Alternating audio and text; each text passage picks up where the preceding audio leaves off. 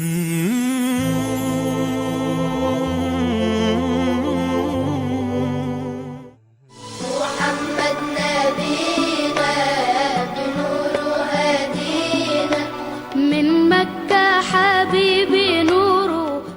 الله الحمد لله والصلاة والسلام على أشرف الأنبياء حبيبنا ورسولنا محمد صلى الله عليه وسلم. السلام عليكم ورحمة الله وبركاته. الله سبحانه وتعالى السنة فطرتات እንዲሁም ደግሞ በፍጥረታት መካከል ካስተሳሰረባቸው ነገሮች መካከል አንደኛውና በዋነኝነት የሚጠቀሰው ፍቅር ነው። የአላህ እውነተኛ ባሮቹ እውነተኛ እርሱን የሚገዙ ባሮቹ በትክክል አላህ Subhanahu Wa Ta'ala ይወዱታል። እሱም ባሮቹን ፍጥረታቶቹን ይወዳቸዋል ያፈቅራቸዋል። ከፍጥረታት መካከል ደግሞ አላህ Subhanahu Wa Ta'ala አልቆ ከሁሉም በላይ እጅግ በጣም የሚወዳቸውና የሚያፈቅራቸው ደግሞ ነብዩ ሰለላሁ ዐለይሂ ወሰለም ነው።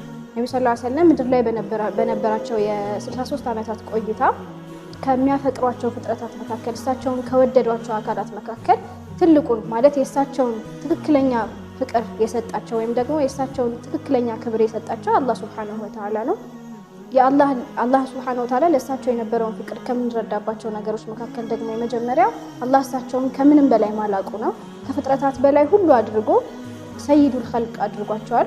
በቦታቸውም ሆነ በክብራቸው በደረጃቸው ከማንም ጋር የማይወዳደሩ ታላቅ ነብይ አድርጓቸዋል። ከነብያትም እንዲሁ የላቁ ከሁሉም ደረጃቸው ከፍ ያለ እንዲሆን አድርጓቸዋል። ይሄ አላህ Subhanahu Wa Ta'ala ለእሳቸው የነበረውን ውዴታ ያለውን ውዴታ የምንረዳበት ነገር ነው። ሁለተኛ አላህ Subhanahu Wa Ta'ala የእዝነቱ መገለጫ አድርጎ ልኳቸዋል። አላህ ቁርአን ላይ ምን ይላል? ወማ አርሰልናከ ኢላ ረህመተን ሊልዓለሚን እኛ አንተን ለዓለማት እዝነት አድርገን እንጂ አላክንህም ብሏቸዋል። ይሄ ማለት ምን ማለት ነው? አላህ Subhanahu Wa Ta'ala ባሮቹን መውደዱን ለባሮቹ ማዘኑን ለባሮቹ ያለውን ፍቅር ረሱል ሰለላሁ ዐለይሂ ወሰለም በመላክ ነው የገለጸው። የሱ ፍቅር የሱ እዝነት መገለጫ አድርጎ ልኳቸዋል። ይህ ማለት ለረሱል ሰለላሁ ዐለይሂ ወሰለም ትልቅ ቦታ ነው። አላህ ስላከበራቸውና ስለመረጣቸው ስለወደዳቸው ጭምር ነው ይህን ቦታ የሰጣቸው። ሌላው አላህ Subhanahu Wa Ta'ala ቁርአን ላይ ከሱ ስም ጋር አስተሳስሮ የረሱል ሰለላሁ ዐለይሂ ወሰለም ስም ይጠቅሳል። ብዙ ቦታዎች ላይ ካየነው አላህ የእርሱን አምላክነት የእርሱን ብቸኝነት የእርሱን ተመላኪነት ከሳቸው መልእክተኝነት ጋር ከሳቸው ቦታ ጋር አያይዞ ይጠቅሰዋል። ወአጢዑ አላህ ካለ ወአጢዑ ረሱል ይላል ተከትሎ። ምክንያቱም አላህን ማምለክ እሱን መገዛት እሳቸውን በመታዘዝ እሳቸው ያሉትን ነገር በመተግበር ስለሚገለጽ ጭምር ማለት ነው። ስለዚህ አላህና የመልእክተኛው ስም መያያዙ በራሱ አላህ Subhanahu Wa Ta'ala ምን ያህል እንደሚያከብራቸውና እንደሚያፈቅራቸው የምናይበት ነገር ይሆናል ማለት ነው። ሌላ አላህ Subhanahu Wa Ta'ala የገለጸበት ነብያትን ያስቀመጠባቸው ስሞች አሉ። ለምሳሌ ነብዩላህ ኢብራሂም ኸሊሉላህ ናቸው። ነብዩላህ ሙሳ ከሊሙላህ ናቸው። ነብዩላህ ሙሐመድ ሰለላሁ ዐለይሂ ወሰለም የኛ ነብይ ግን ሐቢቡላህ ናቸው። የአላህ የቅርብ ወዳጅ ናቸው። አላህ እንደሳቸው የወደደው ማንኛውም ነብይ እንደሌለም የገለጸበት ነገር ነው። ምክንያቱም የትኛውም ነብይ በዚህ ስም አልተጠቀሰም። የትኛውም ነብይ የአላህ ሐቢብ አልተባለም። ረሱል ሰለላሁ ዐለይሂ ወሰለም ብቻ ናቸው ይህ ስም የተሰጣቸው። ስለዚህ ለአላህ የነበራቸውን ቅርበትም ያሳያል። አላህ Subhanahu Wa Ta'ala ነብያትን ቁርአን ላይ ሲያናግራቸው ምን ይላል? በስማቸው ነው የሚጠራቸው። ያ አደም፣ ያ ኑህ፣ ያ ኢብራሂም፣ ያ ሙሳ እያለ ነው የሚያናግራቸው ነብያትን። ረሱል ሰለላሁ ዐለይሂ ወሰለም ግን አንድም ቦታ ቁርአን ላይ ያ ሙሐመድ ብሎ የተናገረበትን ቦታ አናገኝም። አላህ Subhanahu Wa Ta'ala በክብር ስማቸው በማዕረግ ስማቸው ነው ረሱል ሰለላሁ ዐለይሂ ወሰለም የሚጠራቸው። ያ አዩሃ ነብይ እያለ ነው የሚያናግራቸው። ምክንያቱም እሳቸውን ስለሚያከብራቸው ማለት ነው። የረሱል ሰለላሁ ዐለይሂ ወሰለም ስም ሙሐመድ ተብሎ የተጠቀሰበት ቁርአን ላይ ብንቆጥር የምናገኘው 5 ቦታ ነው። 4 ቦታ ሙሐመድ ብሎ ጠቅሷቸዋል፣ 1 ቦታ ደግሞ አህመድ ብሎ ጠቅሷቸዋል። እነዚህ ቦታዎች ላይ የጠቀሳቸው እሳቸውን ለመጥራት ሳይሆን እሳቸው ከመልእክታቸው አንፃር ይዘው ከመጡት ነገር ጋር ለማስተሳሰር የእሳቸውን ማንነት ለሰሃቦቻቸው ለኡመታቸው ግልጽ ለማድረግ ነው ስማቸውን የጠቀሰው። ከዛ ውጭ ግን ወህይ ሲያወርድላቸው እሳቸውን ሲያናግራቸው ሁልጊዜ ያ አዩሃ ነብይ እያለ በነብይነታቸው በሰጣቸው ክብር በሰጣቸው ልቅና ነው የሚጠራቸው ማለት ነው። አላህ Subhanahu Wa Ta'ala ለነብዩ ሰለላሁ ዐለይሂ ወሰለም ያለውን ፍቅር እርሱ በማላቁ ብቻ ሳይሆን ሰሃቦቻቸውም እሳቸውም የሚያናግሩበት መንገድ ከእሳቸው ጋር ኮሙኒኬት የሚያደርጉበት መንገድ ጭምር አላህ ህግ አስቀምጦለታል። ለምሳሌ ቁርአን ላይ አላህ ላ ተርፈዑ አስዋተኩም ፈውቀ ሰውቲ ነብይ ይላል። ድምጾቻችሁን ከነብዩ ድምጽ በላይ ከፍ አታድርጉ በማለት ሰሃቦችን ሲገስጻቸው ሲያስጠነቅቃቸው እናያለን። ምክንያቱም ነብዩ ሰለላሁ ዐለይሂ ወሰለም ማለት ክቡር ፍጡር ናቸው። እንደናንተ አይደሉም። እናንተ እርስ በርስ በምትነጋገሩበት መልኩ አይደለም ከእሳቸው ጋር መነጋገር ያለባችሁ። ምክንያቱም እሳቸው የተከበሩ ናቸው። አላህ ያላቃቸው ሰው ናቸው። ስለዚህ እሳቸው ጋር ስታወሩ ድምጻችሁን ዝቅ አድርጉ ሁላ ብሎ ሰሃቦችን እንዴት እሳቸው ማናገር እንዳለባቸው ሁላ ቀጥተኛ የሆነ ትዕዛዝ ቁርአን ላይ ሲሰጣቸው እናያለንና አላህ ከዚህም በላይ በጣም ብዙ ነገሮችን ጠቅሰን የአላህን ፍቅር ማየት እንችላለን። ነብዩ ሰለላሁ ዐለይሂ ወሰለም የፍቅር ነብይ ናቸው። ፍቅርን አላብሶ መፍጠሩ በራሱ ፍጥረታት ሁሉ እሳቸውን እንዲያፈቅሩ፣ ፍቅርን እንዲያስተምሩ፣ ፍቅርን እንዲያሳዩ አድርጎ መፍጠሩ እሳቸውን በዚህ ስብዕና ቀርጾ ለኛ መላኩ ብቻ የሱን ፍቅር ያሳያል ማለት ነው። ከአላህ ውጪ የነበሩ ፍጥረታትስ ሌሎች አካላትስ ለረሱል ሰለላሁ ዐለይሂ ወሰለም የነበራቸው ነገር ምንድነው? ለዚህ የፍቅር ነብይ ያሳዩት ነገር ምንድነው ስንል ስለ ሰው ልጆች ብቻ አይደለም የምናወራው፣ ወይም ስለ ሰሃቦቻቸው ስለ ባልደረቦቻቸው ብቻ አይደለም የምናወራው። ያኔ ዱንያ ላይ ከነበሩት ፍጥረታት ጀምረን ማውራት እንችላለን። እንስሳትና እጽዋት ሳይቀሩ ለረሱል ሰለላሁ ዐለይሂ ወሰለም ፍቅራቸውን የገለጹበት ሁኔታዎችን እናገኛለን። የእሳቸውን ሲራ ስናጠና በአንድ ወቅት መዲና ውስጥ ረሱል ሰለላሁ ዐለይሂ ወሰለም ኹጥባ የሚያደርጉባት ዛፍ ነበረች። ተደግፈው ጁምዓ ላይ ኹጥባ የሚያደርጉባት ማለት ነው።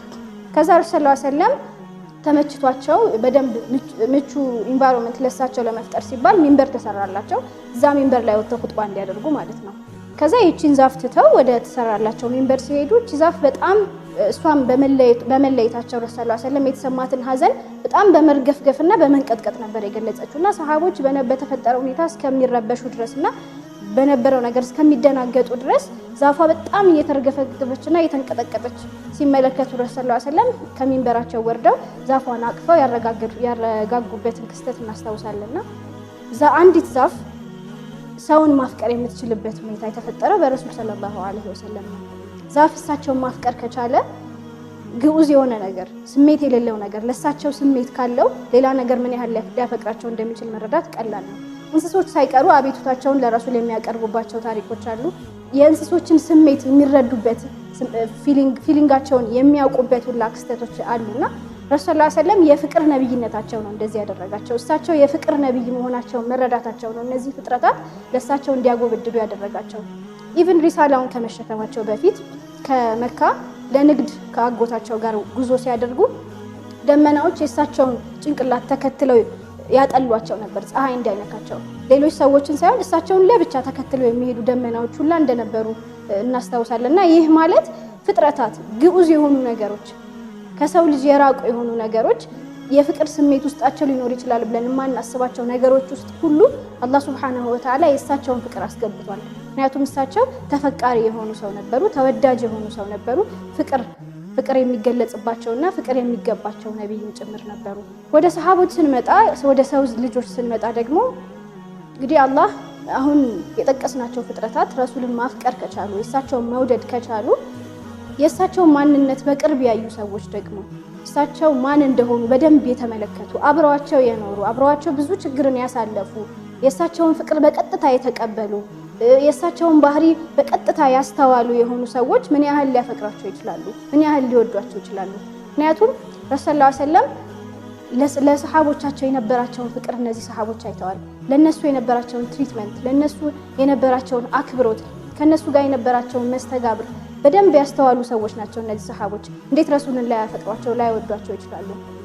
ሰሃቦች ማለት እኮ ረሱል ሰለላሁ ዐለይሂ ወሰለም የቸርነታቸውን ብዛት ያላቸውን ነገር በሙሉ ምንም ለራሳቸው ሳያስቀሩ የሚሰጡበትን ቸርነታቸውን ቁጭ ብለው ያስተዋሉ ምስክር መሆን የሚችሉ የበደሏቸውን ያን ሁሉ መከራና ስቃይ ያስከተሉባቸውን ከሀገራቸው ያባረሯቸውን ያሰቃያቸውን የሰደቧቸውን የዘለፏቸውን ብዙ ያንከራተቷቸውን ምድር ላይ ለገጠማቸው ፈተና ሁሉ ምክንያት የሆኑባቸውን የመካ ሙሽሪኮችን በደል በሙሉ ረስተው ይቅር ያሉበትን ክስተት ያስተዋሉ። ይህን ይቅር ባይነታቸውን ያዩና የመሰከሩ ሰሃቦቻቸው ከነበራቸው የመሪነት ፖዚሽን ወርደው ጫካ ሄደው እንጨት የሚለቅሙበትን መተናነሳቸውን ያዩ ሰሃቦቻቸው ምን ያህል ሊወዷቸው ይችላሉ ረሱላህ ሰለላሁ ዐለይሂ ወሰለም?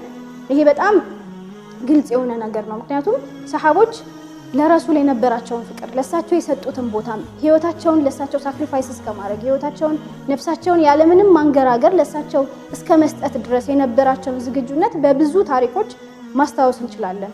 ብዙ ብናውቃቸው ታሪኮች አሉ። ለምሳሌ ያህል የሰውባንን ታሪክ ልጥቀስ።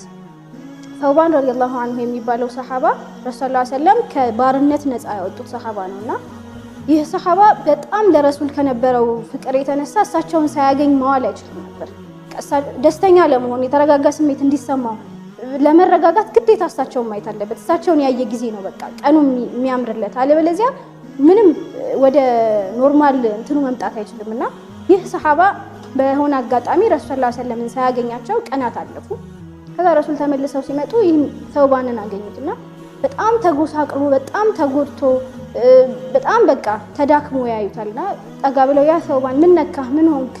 ታመምክ ወይስ ምን ተፈጠረ? የገጠመ ችግር አለ ብለው ሲጠይቁት ያ ረሱላህ እኔ ምንም አሁን ከጠቀሱት ነገር የደረሰብኝ ነገር የለም። እኔን እንደዚህ ያደረገኝ እኔ እንደዚህ ያጎሳቆለኝ ከእርሶ መለየቴ ነው፣ እርሶን አለማየቴ ነው፣ እርሶን አለማግኘቴ ነው እንደዚህ ያደረገኝ።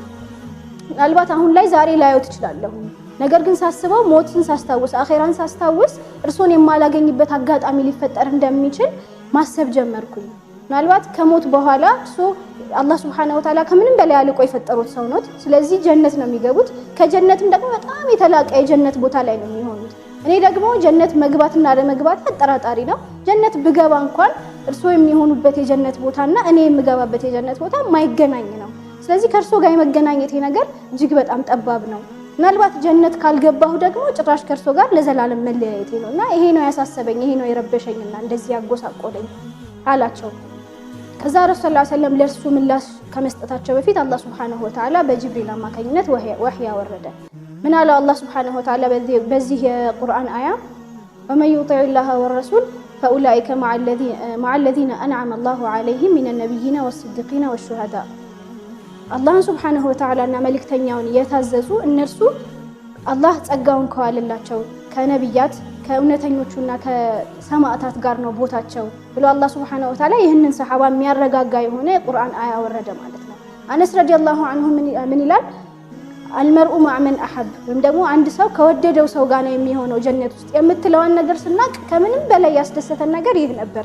ምክንያቱም እኛ ረሱል ሰለላሁ ዐለይሂ ወሰለም በነበረን ፍቅር ላይ እጅግ በጣም እርግጠኛ ነን። እሳቸውን ከምንም በላይ እንደምንወዳቸው ሁላችንም እርግጠኛ ስለነበርን አላህ ይህንን ነገር ግልጽ አድርጎ ምስክር የሚሆነን የቁርአን አያ ሲያወርድልን እጅግ በጣም ነበር የተደሰትነው። ምክንያቱም ሰሃቦች አሁን እዚህ ጋር የምናየው ነገር ጀነት መግባታቸው አይደለም፣ ጀነት የመግባታቸው እርግጠኛ መሆኑ ብቻ አይደለም ያስደሰታቸው። ረሱልን በመውደድ ጀነት መግባቱ ብቻ አይደለም፣ ዱንያ ላይ ብቻ አይደለም ከረሱል ጋር የሚገናኙት፣ ለዱንያ ብቻ አይደለም አላህ ሱብሓነሁ ወተዓላ የፈቀደላቸው አኺራም ድረስ ከረሱል ጋር የሚሆኑበትን እድል አላህ አመቻችቶላቸዋል የሚለውን ነገር ሲያውቁ እጅግ በጣም የተረጋጉበትን ሲቹዌሽን ነው የሚያሳየንና ይህ ነው በቃ የሰሃቦች ፍቅር ማለት ለረሱል የነበራቸው።